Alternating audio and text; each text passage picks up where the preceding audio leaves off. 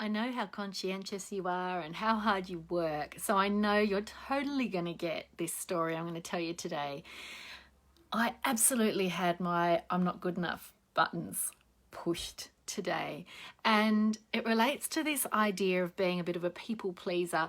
And I think when you're conscientious and you're goal driven and you're a bit vulnerable sometimes, as we all are as business owners, we all have these vulnerabilities. It's easy to find examples of moments where these I'm not good enough buttons get pushed. So today we were having a home visit from someone from the education department. This lovely lady, very, very flexible, very, very encouraging, very supportive. And I was really looking forward actually to meeting her and talking through our decision to home educate. We have provisional registration as home educators.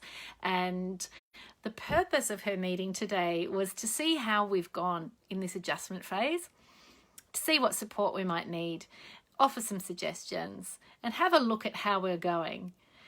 And it was the have a look at how we're going bit that really pushed that I'm not good enough button. There was this little bit of fear in me that she was going to say, and I knew on a logical level this was never going to happen, but there's this little tiny voice that was saying to me, she's going to say you're not doing a good enough job.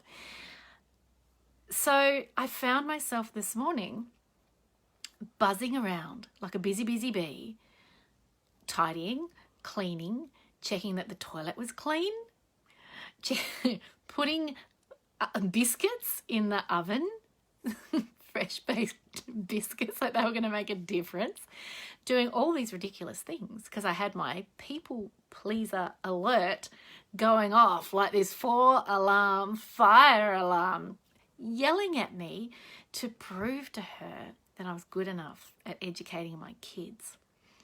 Now, I can laugh about it now. The funny thing was I just sat down a minute ago on the couch and realised, oh my God, I am exhausted because I had built this thing up to be bigger than on a logical level I knew it was. How often do we do stuff like this in our daily lives, in our business lives? How often do we ramp up the, oh my God, I've got to be perfect energy when we don't really need to? Now, I have two ways of responding normally to this people-pleasing tendency, depending on who it is and what the circumstances are. Typically, I will either do what I did today and go hell for leather to make sure that the person I'm feeling all people-pleasish about is pleased, or I go completely the other way and go, stuff it, I don't care. They can take me as I am or leave me. I don't mind. It's on them, not me.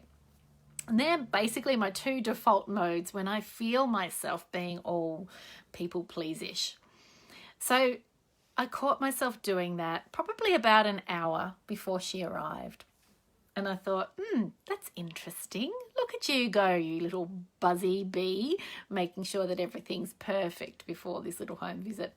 So I hosed myself down. I gave myself a good talking to. I sat down with a cup of herbal tea and just breathed for a minute. And then I got busy with something else.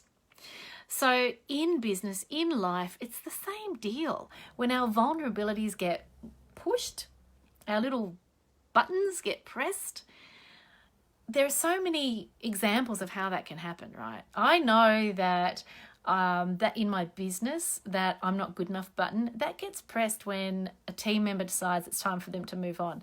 Even if I know exactly why they've decided to move on, even if I know on a logical level it's time for them to find something new in their career, I still feel that little, I'm not good enough. If I was good enough, maybe they'd stay forever. Nobody's going to stay forever in my business. That's ridiculous. So on a logical level, I know these things. It's the same when somebody has an interesting comment to make on social media, or somebody has an interesting opinion about how you should do your business. No, not do your business. How you run your business.